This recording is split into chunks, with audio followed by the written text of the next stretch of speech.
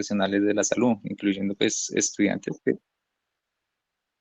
que pues es muy importante a la que estuvieran ahí presentes porque pues es una realidad a la que nos vemos enfrentados día a día y lo mismo para médicos generales. Entonces, en cuanto al contenido de la charla, entonces en la medida que ya van avanzando les voy hablando de las generalidades, de la fisiopatología, del diagnóstico clínico y paraclínico y por último voy a terminar con lo de donación de órganos. Entonces acá este es un cuadro que fue pintado en 1562, que se denomina El Triunfo de la Muerte, eh, por el artista Peter Brugger. Eh, pues les traía esta imagen para amenizar la charla. Bueno, entonces en cuanto a la historia de este tema, hablamos que antes de 1956 se mencionaba que una persona estaba fallecida únicamente cuando cesaban sus actividades respiratorias o cardiovasculares. Pero en 1956 se empieza como a estandarizar los criterios para muerte y no solo se incluyen los parámetros hemodinámicos, sino que también se van a incluir los reflejos y otros factores adicionales, como la hipotensión, la poliuria, aquellos que, pues, que tienen un déficit en la actividad motora cuando se hace un estímulo nociceptivo y la hipotermia. En 1959 se hace una descripción de los primeros 23 pacientes en los cuales por medio de la ventilación mecánica se logra el mantenimiento de sus funciones hemodinámicas o los parámetros hemodinámicos, aun cuando no tienen ningún tipo de respuesta neurológica. En aquellos pacientes que tenían midriasis y sin ningún tipo de respuesta motora.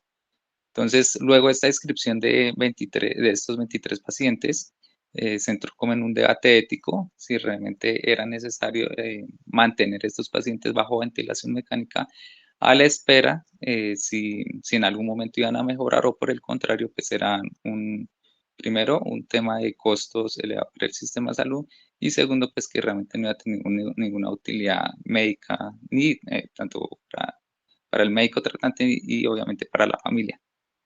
Es por esa razón que en 1968 se crea algo o se publica que es el informe Harvard, del cual voy a mencionar más adelante, en el cual se van a establecer los primeros criterios para diagnóstico de muerte encefálica. Y esto también en respuesta primero a los avances que se tenía hasta el momento para la ventilación mecánica y por el otro lado, para este momento, pues ya el tema de trasplantes y donación de órganos y tejidos, pues venía en auge. Pues, por esta razón, eh, era muy importante establecer unos diagnósticos claros para definir qué pacientes se benefician para donación de órganos. Y en 1968, en Colombia, a correr este informe y a las publicaciones internacionales, se crea el primer decreto ley en el cual pues, se habla de la muerte encefálica y con el objetivo de identificar a aquellos pacientes potencialmente donadores de órganos. Y desde 1965 se crea la guía para diagnóstico de muerte encefálica de la Asociación Americana de Neurología, que se ha venido actualizando más o menos cada 4 años. La última actualización fue de octubre del año pasado. Listo, entonces estos eran los criterios del informe Harvard en 1968, en el cual, pues, en primer lugar, no había ningún tipo de respuesta motora ante los estímulos nociceptivos. El, estos pacientes hacían un periodo de observación continua en el cual pues, no había ningún tipo de respuesta motora en un intervalo de observación mínimo de 1 hora, un periodo de apnea en aquellos pacientes que están en unidad de cuidados intensivos, en los cuales luego de la suspensión de la ventilación mecánica no se observaba ningún tipo de respuesta ventilatoria en un intervalo de 3 minutos. Pacientes obviamente sin reflejos de tallo, con un electroencefalograma isoeléctrico, y obviamente había que excluir aquellas sustancias o pacientes que tuviesen pseudoanalgesia o que estuviesen bajo efectos del alcohol o tóxicos. Si alguna de estas pruebas salía como inconclusa o no concluyente, se debían repetir nuevamente a las 24 horas del diagnóstico inicial. Entonces, en cuanto a la historia acá en Colombia, entonces la primera publicación se da a través de la Ley 73 de 1988, en donde se integran los primeros criterios diagnósticos para muerte encefálica con el objetivo de identificar a aquellos pacientes potencialmente donadores de tejidos o órganos. Luego se hacen una serie de actualizaciones en 1998. La última, donde se empieza, como mencionaron, donde todos somos potencialmente donadores, es a través de la ley 919 del 2004.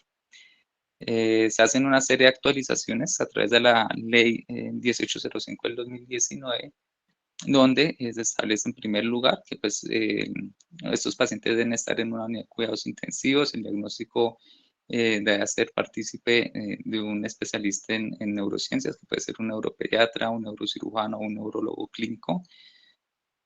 Y adicionalmente, aquellos pacientes que previamente habían o anticipado que no querían hacer un tipo de donación, pues se excluían de la red nacional. Adicionalmente, en esta actualización pues se establecen una serie de criterios específicos de aquellos pacientes que no son candidatos a la donación, como aquellos que tienen infecciones o tienen enfermedades sistémicas o productos de violencia sexual, o inclusive actualmente la Red Nacional de Trasplante establece que en aquellos casos en los cuales se habla con la familia, pero estos no están de acuerdo con la donación de órganos, pues se rechaza el tema de trasplante para utilizando como donante este tipo de pacientes.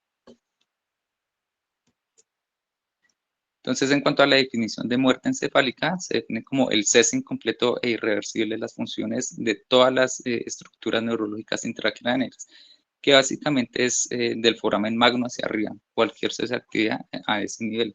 No se tienen en cuenta las respuestas medulares reflejas de la médula espinal. Entonces, en cuanto a la fisiopatología, realmente pues hay muchos mecanismos en los cuales podemos llegar a muerte encefálica. Uno de ellos son de los cuales más hemos estudiado, como sucede en pacientes con trauma craneoencefálico, donde tenemos una lesión primaria, luego de forma secundaria, pues a producir una serie de edema, aumento de la presión intracraneal. Esto lleva en primer lugar a un cese por compresión directa de las estructuras vasculares, un cese en el flujo sanguíneo con la isquemia en consecuente de las estructuras cerebrales distales. Y a nivel también por compresión directa de estructuras vitales a nivel del tallo cerebral.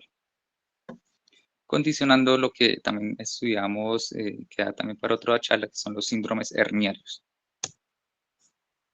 Entonces, para el diagnóstico tenemos unas condiciones previas, un examen físico neurológico que les voy a complementar y las ayudas diagnósticas complementarias. Para el diagnóstico etiológico, entonces pues realmente son muchas las razones por las cuales el paciente puede tener como desenlace final la muerte encefálica, como son las pues, lesiones encefálicas catastróficas en contexto puede ser de ACV, trauma craneoencefálico, encefalopatía, tóxicos o tumores primarios, neuroinfección. Realmente son muchas los mecanismos etiológicos que pueden llevar a la lesión, a la muerte encefálica. Entonces, para los diagnósticos de la muerte encefálica nos podemos ver enfrentados a diferentes situaciones. Tenemos el paciente que fallece en su lugar de domicilio, el paciente que fallece en hospitalización, en pisos, y por último tenemos al paciente que está en unidad de cuidados intensivos con soporte ventilatorio, que es el paciente al cual nos van a interconsultar a nosotros en la especialidad de neurocirugía o también para los especialistas en neurología o neuropediatría. Entonces, esos pacientes van a estar en la unidad de cuidados intensivos con la ventilación mecánica, deben estar estables hemodinámicamente, con una presión sistólica por encima de los 100 milímetros de mercurio o con presiones medias de entre 60 a 70 milímetros de mercurio. Se deben descartar otras causas que alteren el estado de la conciencia, como la hipotermia, la hipoglicemia, pacientes inestables hemodinámicamente, alteraciones en la homeostasis como hidroelectrolíticas, Y obviamente también se deben descartar, sobre todo cuando los pacientes ingresan por primera vez a un centro hospitalario, la presencia de tóxicos, medicamentos o consumo de alcohol que nos podrían alterar las pruebas diagnósticas para muerte encefálica. En cuanto al examen neurológico, entonces, en primer lugar, vamos a tener la ausencia de la función de la corteza cerebral, que lo podemos evaluar tanto por el examen físico como también por pruebas complementarias como el electroencefalograma o con potenciales evocados. Para la evaluación del tronco encefálico, de igual manera, lo podemos hacer a través del examen neurológico y la ausencia de la función de los centros respiratorios, que lo podemos hablar directamente a través de la apnea o en el test de apnea que le hacemos a los pacientes, que lo mismo les explicaré más adelante. Entonces, en cuanto a los puntos nociceptivos, este es un esquema del libro de Posner, en el cual pues menciona algunos de los puntos dolorosos que vamos a utilizar para identificar si estos pacientes están en muerte encefálica. Cabe aclarar que no se tienen en cuenta las posturas de descerebración o de corticación. Esos pacientes deben estar en Glasgow 3, no deben tener ningún tipo de respuesta motora ante un estímulo nociceptivo. Pues en la primera imagen tenemos una estimulación dolorosa a nivel del nervio supraorbitario, en el cual pues, se hace una presión fuerte y lo que esperaríamos observar es una contracción de los músculos faciales o algún tipo de respuesta motora. También podemos hacer el estímulo doloroso a nivel del lecho ungueal, a nivel externar, también se puede hacer a nivel supraclavicular o otros a nivel temporal. Entonces, este es como un resumen pequeño de lo que es el examen neurológico que vamos a hacer de este tipo de pacientes. Lo más importante es realizarlo de manera sistemática, donde vamos a tener en cuenta tres aspectos importantes. Primero es mirar la condición general del paciente, pues mirar los soportes, si está estable o no hemodinámicamente. El segundo va a ser la respuesta motora ante los estímulos dolorosos y en este caso, en la diapositiva, el objetivo es mostrar los diferentes reflejos que le vamos a hacer a este tipo de pacientes, que lo ideal es realizarlos de manera cefalocaudal, pues para obviamente no haber ningún tipo de reflejo. Entonces, en cuanto ya entrando particularmente al examen neurológico, entonces en primer lugar vamos a hacer un examen pupilar. Entonces, estos pacientes con muerte encefálica entonces van a tener unas pupilas con un diámetro de mayor a 6 milímetros. Muy importante tener en cuenta dos aspectos importantes. Primero, pues mirar el tipo, o si estas pupilas van a ser reactivas o no a estímulos dolorosos, lumínicos, y lo mismo, mirar el comportamiento de la pupila contralateral, que sería básicamente hablar lo que es el reflejo fotomotor y consensual. Eh, Cuando hacemos el examen pupilar, en principio lo estamos evaluando su integración, que es a nivel del tallo cerebral, específicamente a nivel del mesencéfalo, a nivel de los culículos superiores. Entonces, ahí en la imagen superior derecha, entonces tenemos una pupila midriática, y en los pacientes con muerte encefálica, pues vamos a tener pupilas, vamos a tener una midriasis bilateral arreactiva.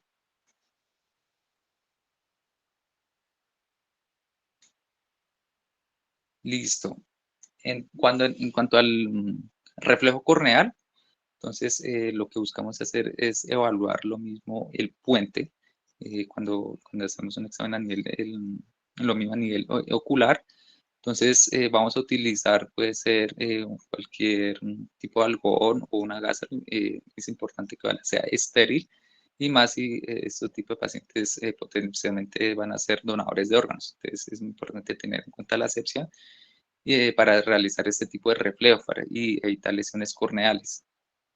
¿Cuál va a ser el estímulo? Entonces vamos a hacer un estímulo leve a nivel de la córnea y la respuesta pueden ser de dos tipos. En primer lugar, puede ser la contracción palpebral o también podemos identificar algún tipo de lagrimeo. Cualquiera de las dos respuestas en un contexto de estudios para muerte encefálica se van a considerar como positivas.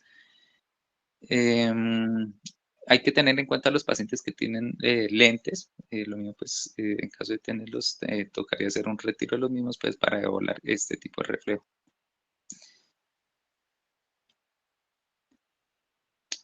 Como consideración adicional para este reflejo, cuando estamos evaluando, se pueden evaluar las dos ramas del trigemino. Si uno hace una estimulación de la mitad superior de la córnea, estaríamos evaluando B1. Si uno hace una estimulación de la mitad inferior, se estaría evaluando la rama, la aferente con B2. Y pues el arco reflejo se completaría a través del séptimo par craneal. En cuanto al reflejo facial, entonces, como yo lo había mencionado previamente, uno va a hacer un estímulo doloroso supraorbitario, y lo que vamos a observar va a ser algún tipo de contracción a nivel de los músculos faciales, o también se va a tener en cuenta, o va a ser positivo si hay algún tipo de respuesta motora en cuatro extremidades. En los pacientes con muerte encefálica, obviamente no va a haber ningún tipo de respuesta motora. Para el reflejo oculocefálico, entonces, lo que vamos a hacer es un movimiento rápido de la cabeza. Entonces, primero debe estar el paciente en decúbito supino, con una mirada central, y vamos a hacer unos movimientos rotacionales de la cabeza en el plano, puede ser bien en el plano horizontal o vertical, de manera rápida. Entonces, lo normal es que los ojos en un paciente vivo, se produce una corrección de la mirada hacia el centro. En los pacientes con muerte encefálica no se obtiene ningún tipo de movimiento ocular, bien sea en el plano horizontal o en el plano vertical. Y lo que estamos evaluando es una integración de los núcleos oculares que se encuentran a nivel del mesencéfalo y en el puente, junto con el fascículo longitudinal medial, y su integración con los núcleos vestibulares que los encontramos a nivel en la unión ponto medular, ponto vulvar.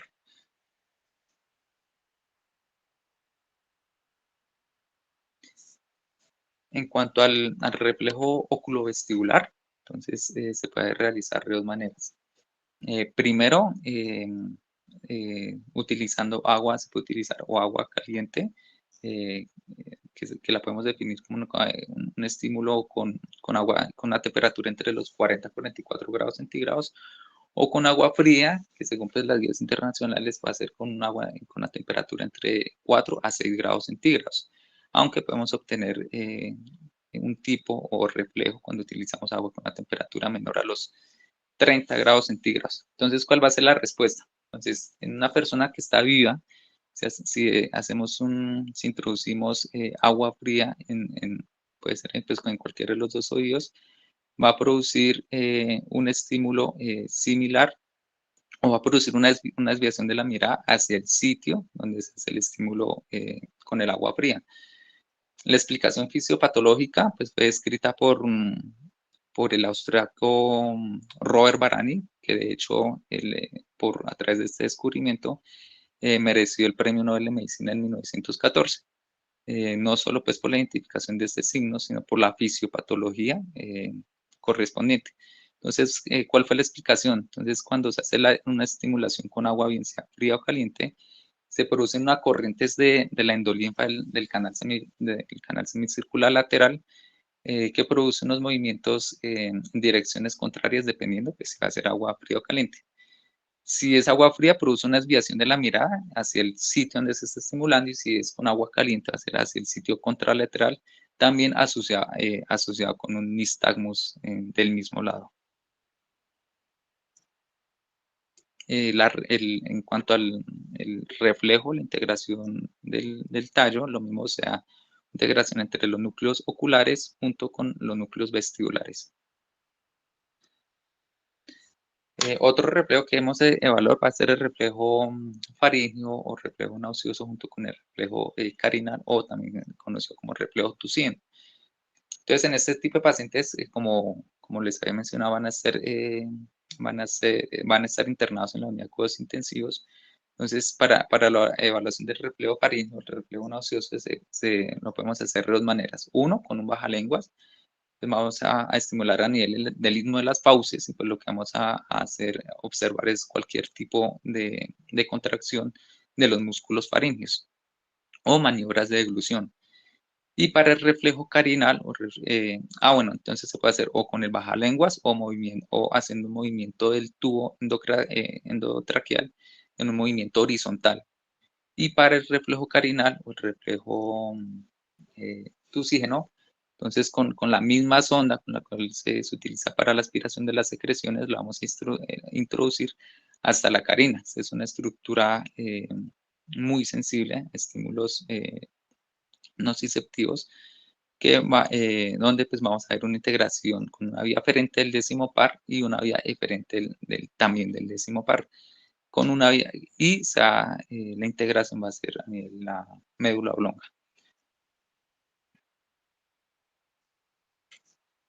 Listo, entonces estas eran como las evaluaciones, como les había mencionado, el examen clínico, la evaluación motora y evaluación de reflejos de tallo.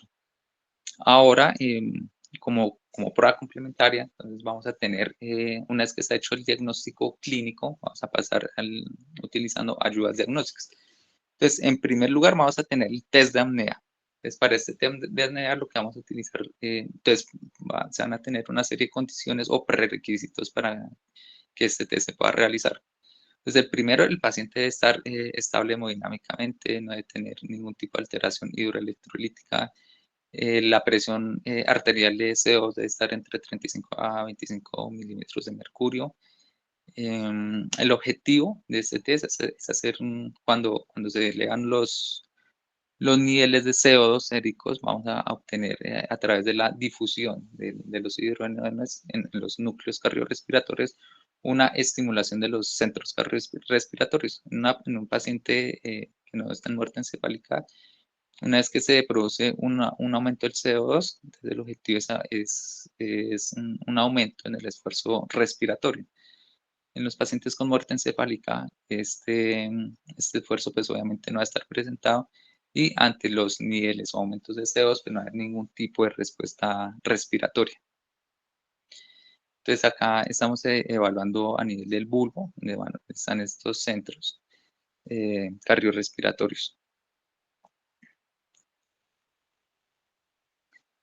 Hay unas consideraciones especiales en el cual pues este test de apnea no es aplicable como aquellos pacientes que tienen trauma cervical alto, entonces no se recomienda este tipo de examen y nos podemos ayudar de otras pruebas eh, diagnósticas que lo mismo pues les mencionaré más adelante. Estos pacientes, como ya les había mencionado, deben estar estables hemodinámicamente. Se recomienda siempre que tengan una línea arterial, primero pues para evaluación hemodinámica y en segundo lugar para hacer una medición en tiempo real de los gases arteriales, que va a ser la prueba que utilizamos para confirmar este test. Entonces, para la preparación, entonces hacemos una preoxigenación con oxígeno al 100% durante unos 10 a 15 minutos, lo estandarizado mínimo 10 minutos, con una meta de una presión arterial de oxígeno de 200 milímetros de mercurio. Este paciente debe estar normocápnico con una presión arterial de CO2 de 35 a 45 milímetros de mercurio previo al test. Y se va a hacer la medición a través de los gases arteriales. Siempre pues el paciente debe tener una exposición completa del tórax y el abdomen, porque pues uno de los objetivos es evaluar si hay algún tipo de ventilación, de movimiento respiratorio. Este test, pues cuando se va a considerar negativo, pues primero si se observa algún tipo de respiración espontánea o cuando las metas en los gases arteriales no se dan, que es un aumento de más de 20 milímetros de mercurio con respecto al nivel base de presión arterial de CO2 o que no se dé la meta de los 60 milímetros de mercurio a nivel arterial. ¿Cuándo se interrumpe este test? Entonces, si el paciente se torna inestable hemodinámicamente con una sistólica menor a 80, se debe suspender. Si requiere algún tipo de soporte inotrópico o vasopresor durante la prueba, pues lo mismo. Si presenta desaturación medida por debajo del 85%, se debe tener. Y si en el registro electroencefalo, si en el registro hemodinámico pues, se observa algún tipo de arritmia inestable, pues lo mismo se debe interrumpir y se puede pasar o bien a realizar una segunda prueba o esperar mínimo 24 horas para realizar una segunda prueba. Entonces, ¿cuál va a ser las metas en el test de apnea? Entonces, primero, lo que vamos a buscar es niveles séricos de un pH menor a 7.3 o una acidosis respiratoria, que es lo que esperaríamos ver. Se debe cumplir que para que sea positiva de tener un valor mayor a 60 milímetros de mercurio, independiente si se supera los 20 milímetros de mercurio con respecto al nivel basal. Si se da una prueba, si se da, por ejemplo, que sea un resultado mayor o una elevación mayor a 20 milímetros de mercurio, pero no se cumple la meta de los 60 milímetros de mercurio, se considera como una prueba inconclusa y se requiere nuevamente que se repita a las 24 horas.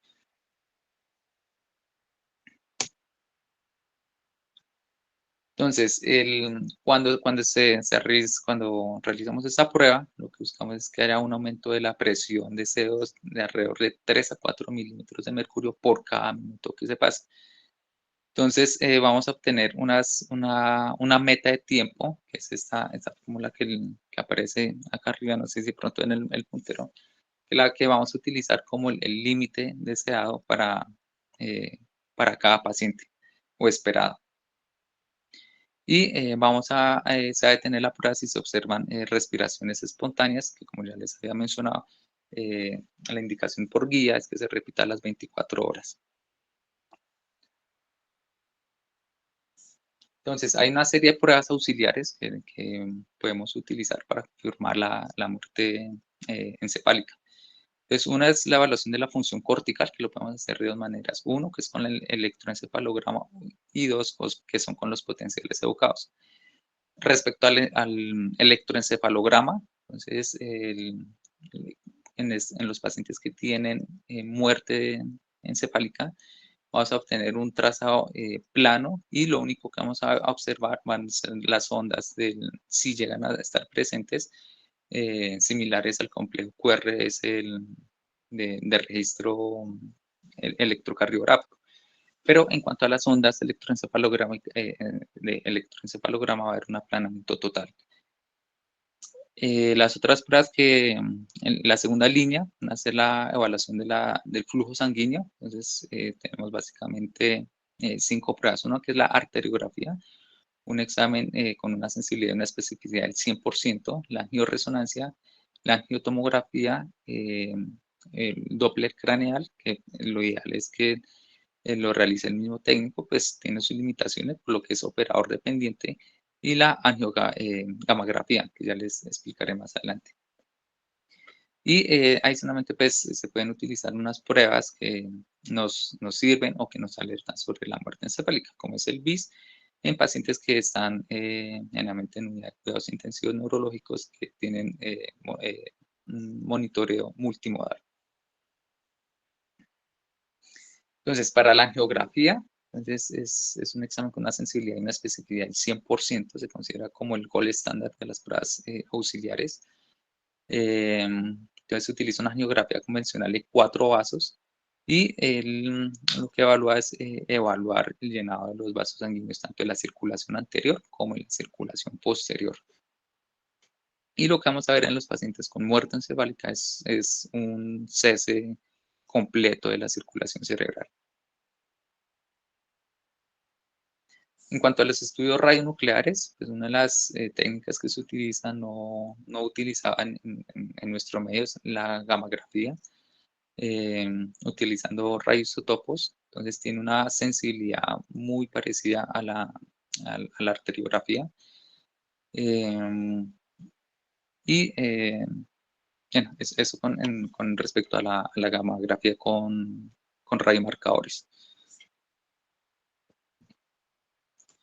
En cuanto al Doppler transcraneal, entonces pues es una alternativa, generalmente que se utiliza en unidad de cuidados intensivos neurológicos. Se debe realizar utilizando diferentes ventanas. El objetivo es evaluar la circulación anterior, en especial evaluando los patrones de flujo de la arteria cerebral media y a través de ventana, como por ejemplo una ventana a través del foramen magno, evaluar la circulación posterior. Debe ser realizada por el mismo operador en al menos una diferencia de tiempo de 30 minutos de diferencia y generalmente se utiliza más como una prueba confirmatoria o adicional, pero por lo general no se utiliza como prueba única para diagnóstico. Y encontramos que alrededor de los 10% de los pacientes por lo general no se les encuentra una ventana acústica, lo que limitaría el uso de esta ayuda diagnóstica.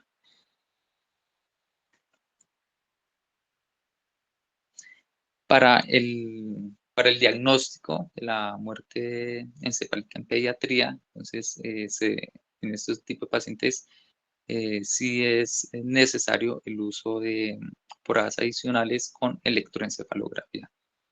Entonces, para pacientes menores, acá los vamos a dividir en tres grupos poblacionales. Los menores de 2 meses, entre 2 meses y 2 años, y los mayores de 2 años.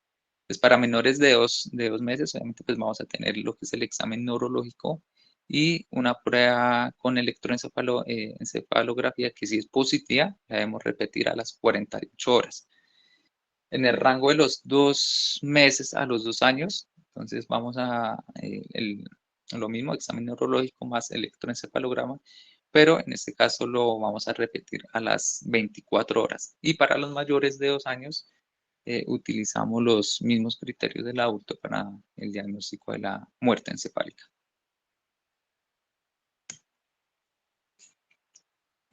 Finalmente, ya para una vez que pues, ha hecho el diagnóstico de muerte encefálica, utilizando los criterios clínicos, test de apnea o pruebas auxiliares, entramos al tema de la donación de órganos.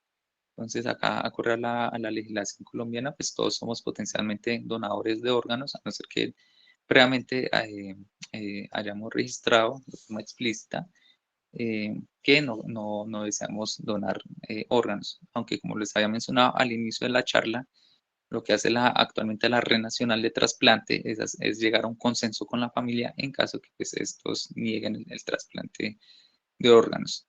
Es muy importante realizar el diagnóstico de muerte encefálica lo más pronto posible, dado que aproximadamente del 94 al 95% de los pacientes con muerte encefálica fallecen o tienen un cese en disfunciones hemodinámicas cardiorrespiratorias antes de la primera semana. Entonces, de ahí la importancia de hacer un diagnóstico de muerte encefálica lo más oportuno posible y de esta manera, pues, hacer la activación o hacer el llamado a la Red Nacional de Trasplante. Entonces, una vez que se ha hecho el diagnóstico de muerte encefálica, entonces van a tener en cuenta una serie de metas. Obviamente, pues, el paciente va a estar hospitalizado en la unidad de cuidados intensivos, donde se tendrá que tener en cuenta eh, algunas consideraciones como mantener una glicemia menor a 180 milímetros, una glicemia menor a 180, estabilidad hemodinámica, siempre manteniendo una presión sistólica por encima de 100 o una presión media entre 60 y 70 milímetros de mercurio. El gasto urinario debe ser menor a 3 cc por kilogramo hora. Eso es muy importante porque generalmente este tipo de pacientes pues, van a cursar con diabetes insípida. Entonces, idealmente el medicamento de elección para este tipo de contexto va a ser la vasopresina. Y pues se puede utilizar cualquier tipo de líquido, que puede ser o lactato o solución salina. En cuanto a meta, lo mismo pues mantener un sodio entre 135 a 150 como límite máximo. El potasio de 3.5 a 5. Este tipo de pacientes, como hay una disfunción en el eje hipotálamo hipoficiario y pues el resto de órganos periféricas, va a haber una alteración endocrinológica importante. Entonces, para mantener en especial la función cardiovascular, se administra tiroxina, pero que en este caso va a ser a nivel de T3, dado que pues, es biológicamente activa y con un mecanismo de acción mucho más rápido que la T4, actuando directamente a nivel nuclear. El manejo de la diabetes insípida, que ya les había mencionado, y lo mismo se utilizan pulsos de metilprednisolona, primero por la alteración endocrina consecuente, y en segundo lugar, lo que se ha encontrado es que al utilizar este medicamento, la metilprednisolona, se ha relacionado con una menor tasa de rechazo de órgano o tejido. Desde ahí que se utiliza este medicamento en un contexto luego del diagnóstico de muerte encefálica.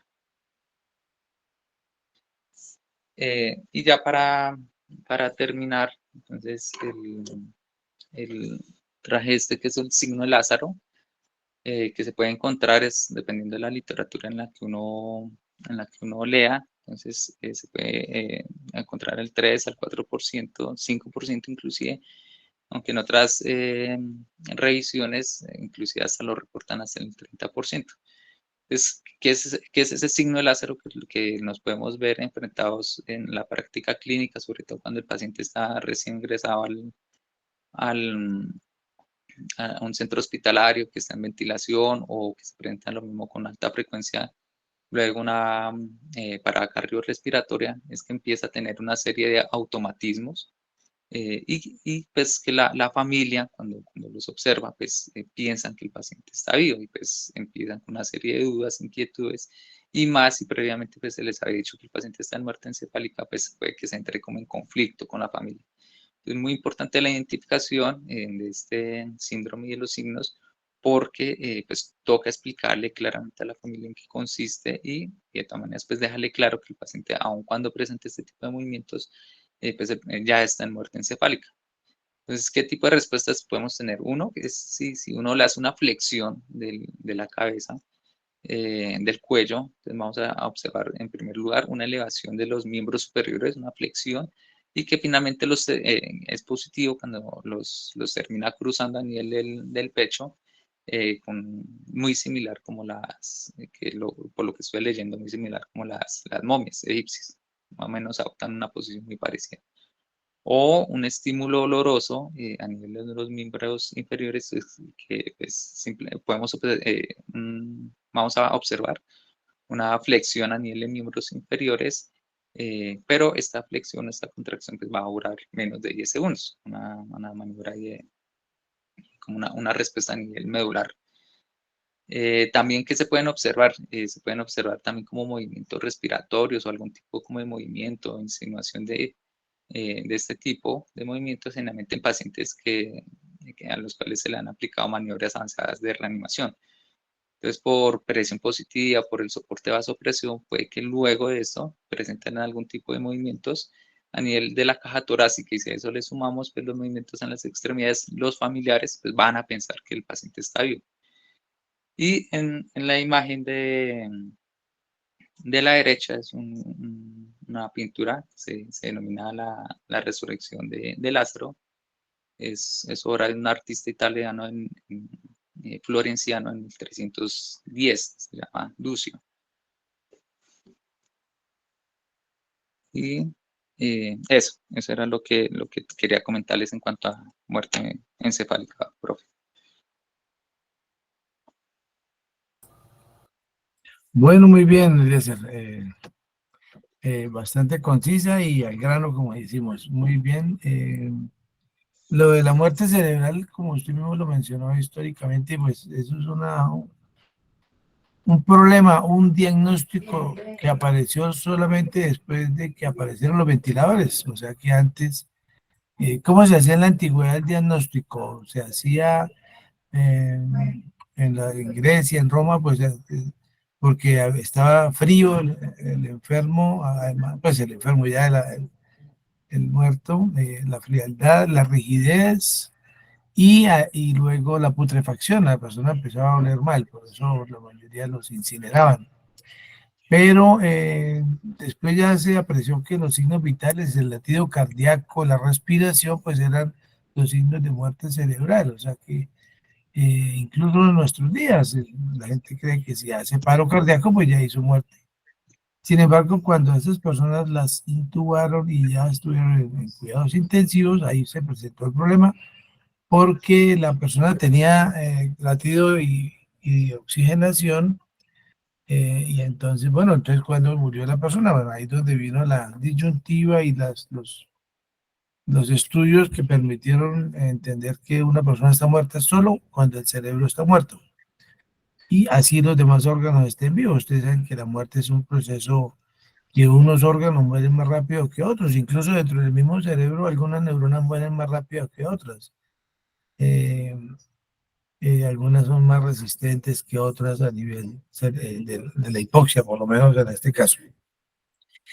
Eh, Hay una cosa de los signos que usted pues nunca se menciona y es la frente fría, o sea, eso no forma parte del diagnóstico de muerte cerebral, pero cuando uno llega a cuidado intensivo y ve que el paciente está con la miriasis, que no hay reflejos de óculos cefalógidos, el reflejo carinal negativo, y uno le toca la frente y la frente está fría, pues eso ya es un indicio más grave de que no hay circulación de las carótidas. Incluso en este caso la frente fría pues sería la carótida externa. Como les digo, no es un criterio clínico válido, pero orienta bastante. Y hay unas cosas que sí a veces lo confunden a uno y es encontrar, por ejemplo, reflejos de los miembros inferiores, incluso se puede presentar un Babinski o a veces unos, unas respuestas, fasciculaciones en miembros inferiores o en miembros superiores, y eso no forma parte, o sea, eso no indica que la persona no esté muerta. Eh, lo del signo de Lázaro que usted menciona de esta última diapositiva, pues es una condición que la primera vez que me pasó me quedé muy impresionado porque el paciente lo desconectamos del ventilador y estábamos haciendo el test de apnea, lo hacíamos nosotros mismos, ¿no? Ahora lo hacen una terapista respiratoria y acompañado por el intensivista a veces, pero bueno, digamos en mi época el test de apnea lo hacíamos nosotros mismos. Entonces,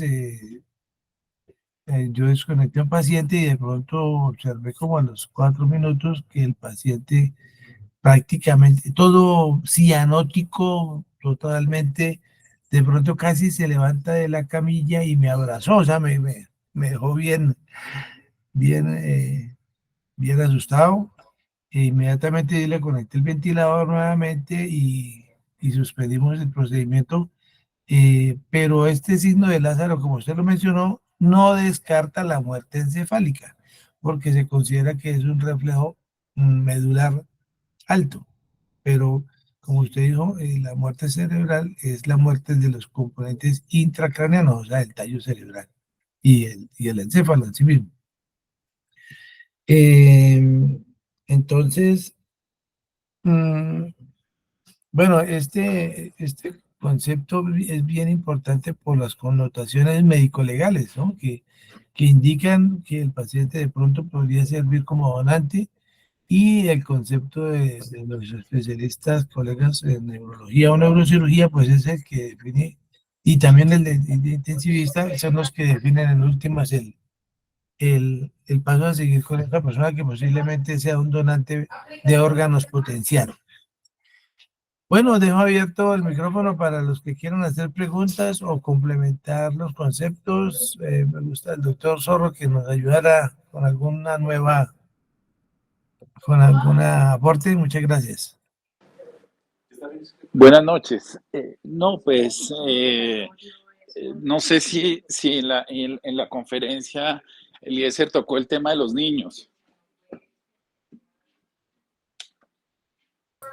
Sí, lo hizo solo en una sola diapositiva, lo de estar hasta 48 horas, ¿no? Sí, En los neonatos.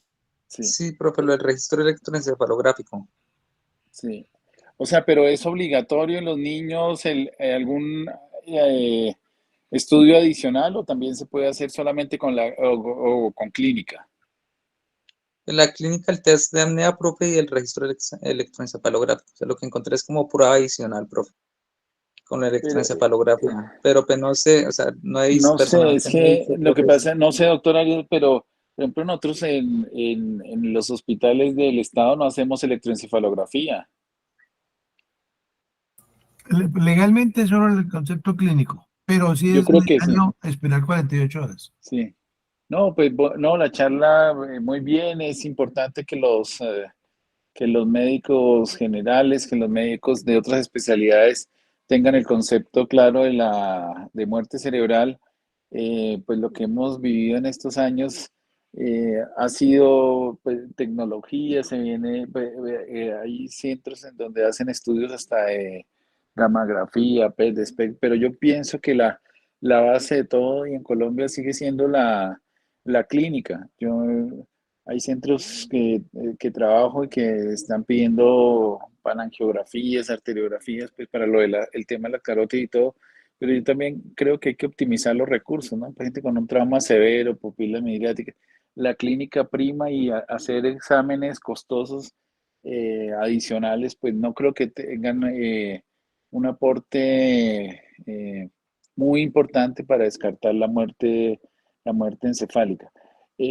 Por lo demás, a mí me gustó la charla, me parece buena, me parece que es vital para los residentes, para la gente que escuchó la diferencia entre la vida y la muerte. Eso es un tema bien claro, bien importante. Y en muerte encefálica yo sí sigo siendo hincha de la parte clínica. Sí, yo creo que el país, el sistema no está para hacer super exámenes ni bajar un paciente a remitirlo a hacerle una gamografía, pues me parece demasiado oneroso teniendo un diagnóstico clínico y teniendo unas causas establecidas. Gracias.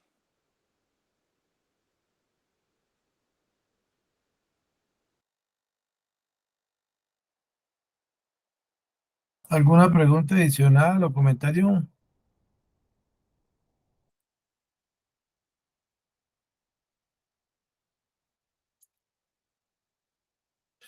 Bueno, si no hay más anotaciones, entonces damos por concluida la sesión. Muchas gracias y que descansen.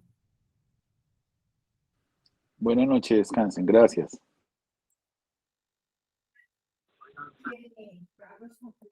Buenas noches, descansen.